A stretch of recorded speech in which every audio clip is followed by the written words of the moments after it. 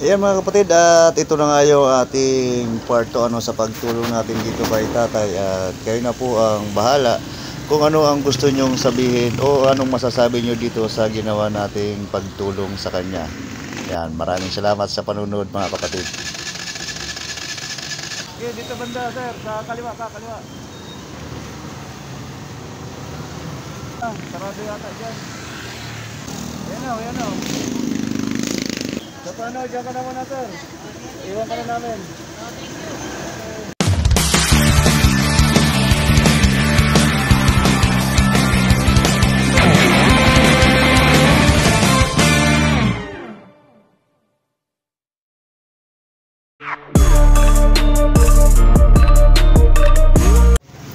Ayan mga kapatid, at ito na nga ang nangyari. Atin itinabi yung motor ni tatay at susubukan nating papaanda rin kung sakali na kakayanin natin at siya ay matulungan natin. Sa kasamaang palad, itong kanyang motor ay wala pa siyang starter switch or starter button. So nawawala daw or matanggal. Kaya kinailangan pa natin na maghanap ng wire para ito ay ating ma-erecta, ma-direct natin para mapagana natin yung kanyang starter switch. So tayo ay naghahanap pa ng paraan para ito ay magawan natin ng solusyon para mapaandar hanggang sa gagamitin ko nga yung aking susi dito, kasi yung aking susi ay mayroon akong parang pananggal ko ng coupler. At the same time ay nakahanap din kami ng perdible at amin na rin itong sinubukan ma-erecta hanggang sa maririnig natin na mayroon yan lumalagi-lagitik. Ibig sabihin is okay or kumpleto yung kanyang wiring. At ang problema nga lang dito ay hindi nga talaga natin siya mapapaandar kasi hindi natin sigurado kung ano ang problema.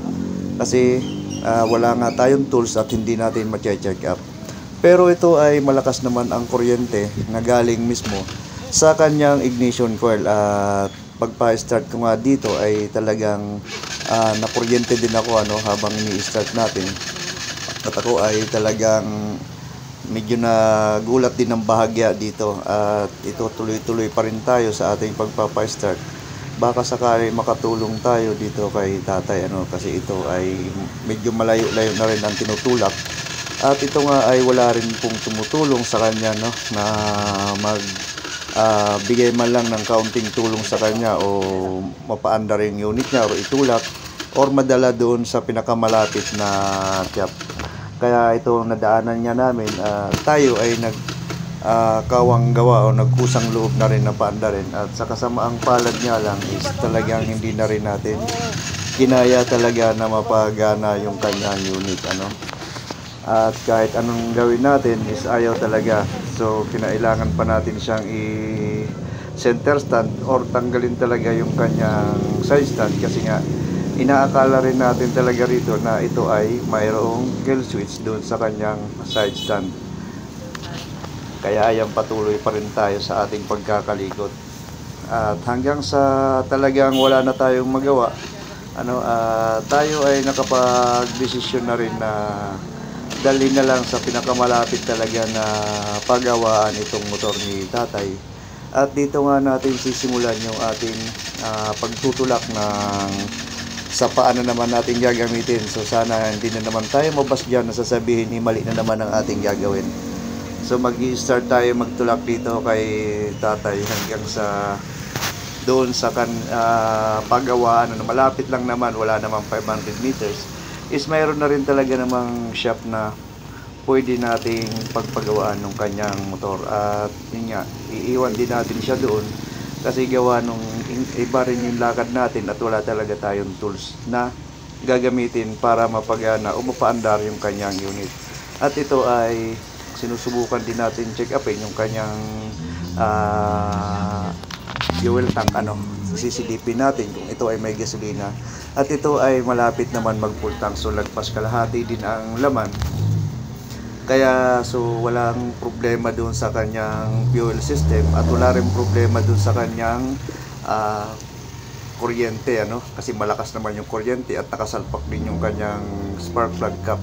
At ito ay mahigpit din ang pagkakakapit Gaya nga ng sinabi ko, nakuryente din ako dyan nung time na yan na ni-start ko siya. Kaya yun, nagtuloy-tuloy lang kami na talagang gawan pa din ng paraan itong motor ni tatay. Hanggang sa yun, sabi ko, tulak na lang muna natin ang iyong unit. At ayun na nga mga kapatid, pumayag na si tatay dito na maitulak natin yung kanyang unit hanggang dyan sa pinakamalapit na paggawaan. At kagaya nga sinabi ko, ito ay malapit lang naman. Kaya tayo ay magsisimula magtulak. At ang kasamaan pa nito, hindi rin sanay si tatay sa ganitong sitwasyon ng pagtutulak ng paang gamit sa motor. Kaya ganito medyo nasisiksik tayo o nagigit-git tayo. Kasi nga hindi siya sanay sa ganitong sistema, hindi kagaya sa atin kasi na kung tayo ay lumalakad is marami tayong na-encounter na ganito na minsan nauubusan ng gasolina or tumitirik yung unit is nagagawa natin ng paraan maitulak kagaya ng ginagawa natin sa ngayon na pagtutulak nito, ganyan. Ang ating gamit ay paalam. So sana naman maintindihan ng ating mga kapatid na makakapanood nito na kailangan natin itong gawin at hindi naman po sana tayo mabas na naman dito at sabihin nila na mali na naman yung ginagawa natin. Tayo po ay tumutulong lang dito sa sitwasyon na ito, at wag naman po sana ninyo mamasamain yung ating ginagawa sa kapwa at tayo ay makatulong. Kung sakali man po na sa inyo rin mangyari yun at madaanan ko kayo, kung halimbawa man is gagawin ko rin talaga naman sa inyo itong ginagawa ko sa ibang tao. Yun lang ang gusto ko iparating dito sa inyo na sana maintindihan ninyo ang sitwasyon na ganyan na hindi talaga kaya. At kung kagaya kay tatay na medyo may edad na nga is talagang hindi naman kakayanin niya talaga magtulak ng malayo, So wag na po tayo mag-atubilin tumulong o tulungan natin yung mga ganitong mga sitwasyon sa kalsada.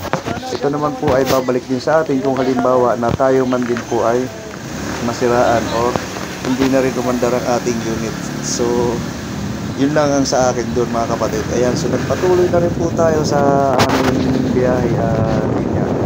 Tayo ay nakatulong ng kaunti bukod dun sa ating pamimigay. Ito ay maggagala naman tayo at diretso tayo na papunta ng Tansa, Cavite. Ito ay pupunta naman tayo sa ating kapatid na si Jume Desiderio sa Tansa.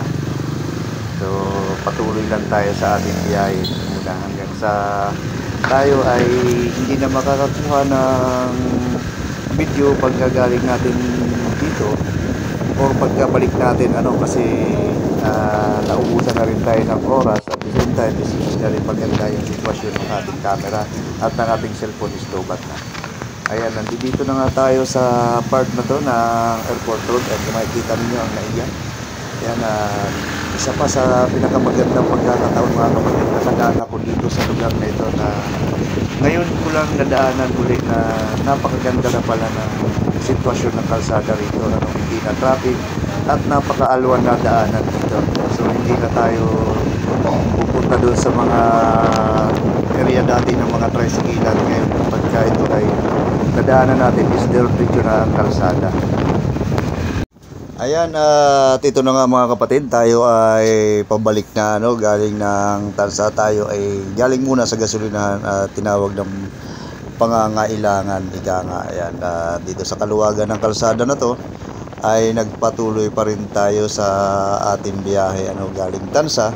At hindi ko lang pamilyar kasi kung anong pangalan ng lugar na to, kaya hindi ko masyado sa inyo masabi kung anong lugar na tong nasa tapat natin ngayon, at nagtuloy-tuloy lang tayo ng biyahe. At sa mga madadaanan naman natin, may mga ipapaliwanag din tayo kung ano ba ang mga mayroon sa mga lugar na yan, at kagaya nga dyan dito sa mga ginagawang building na to. Ayan, siguro ay mga kapatid ay yung Pugo yan. Ayan, dito yan sa may Binakayan banda.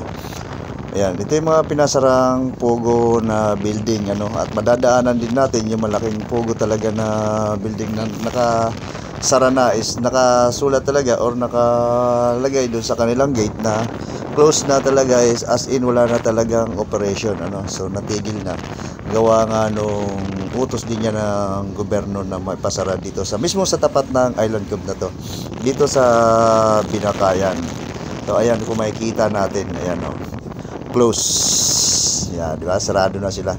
Kaya yun, sa dati kasi nadadaanan natin yan is maganda pa yan dyan. So totally operation pa yan nung time na yon. At ito na nga, nakalagpas na tayo doon at dito na tayo sa may SM Sukat, mga kapatid. Tayo ay Paranaque na talaga, ano. So yun nga ang nangyari, hindi na tayo nakakuha ng iba pa natin mga video or doon mismo sa bahay din ni kapatid Yomi, gawa nga nung lowbat na rin yung ating cellphone na nakicharge lang tayo, kaya dito lang ulit tayo nagkaroon ng pagkakataon na makapag-video o makapagbigay ng kaunting tanawin uli sa inyo, ano, dito sa ating pabalik.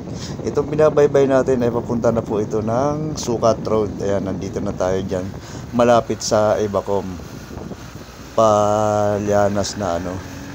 Yan, kaya medyo tuloy-tuloy lang ang ating biyahe hanggang sa tayo ay makakabalik na doon sa ating home base na hindi nga tayo nakapamigay pa doon. Na ang target din natin is dapat makakapagbigay pa tayo ng ating mga pinamimigay na pumaskong handog, ano, doon sa part ng Cavite.